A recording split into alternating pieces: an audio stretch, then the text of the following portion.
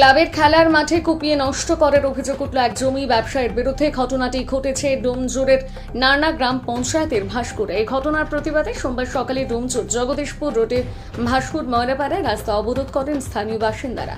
Club কর্তৃপক্ষের অভিযোগ, তাদের সম্পত্তি ওই মাঠে দীর্ঘ 30 বছরের বেশি সময় ধরে ক্রিকেট প্রতিযোগিতার আয়োজন করে আসছে। পাশাপাশি ওই মাঠ রয়েছে ক্রিকেট প্রশিক্ষণ কেন্দ্র। রবিবার রাতে সেই প্রশিক্ষণ কেন্দ্রের সরঞ্জামপত্র নষ্ট করার পাশাপাশি ক্রিকেট প্রশিক্ষণের জন্য তৈরি করা পিচে গর্ত করে দেওয়া হয়। সোমবার সকালে ডোমজুর থানা স্থানীয় ওই জমি ব্যবসায়ীর বিরুদ্ধে অভিযোগ দায়ের করে ক্লাব কর্তৃপক্ষ।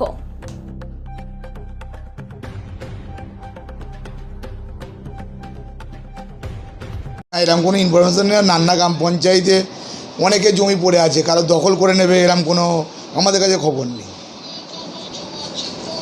নাকি হয়েছে আমাদের কাছে সেরকম কোনো তথ্য নেই। আর আমাদের নান্না গ্রাম পঞ্চায়েত, শান্তি গ্রাম পঞ্চায়েত, আমাদের গ্রাম পঞ্চায়েত এলাকায় কোনো মানুষ জমি কিনুক, কোনো মানুষের কোনো জমি দখল করবে, এরকম আমাদের গ্রাম পঞ্চায়েত এখন নজির নেই। আর যদি এরকম কোনো কিছু হয়ে থাকে নিশ্চিতভাবে আমরা প্রশাসনের দ্বারস্থ সে ব্যবস্থা গ্রহণ করব। আমার নাম বুবাই চক্রবর্তী, নান্না গ্রাম পঞ্চায়েত উপপ্রধান।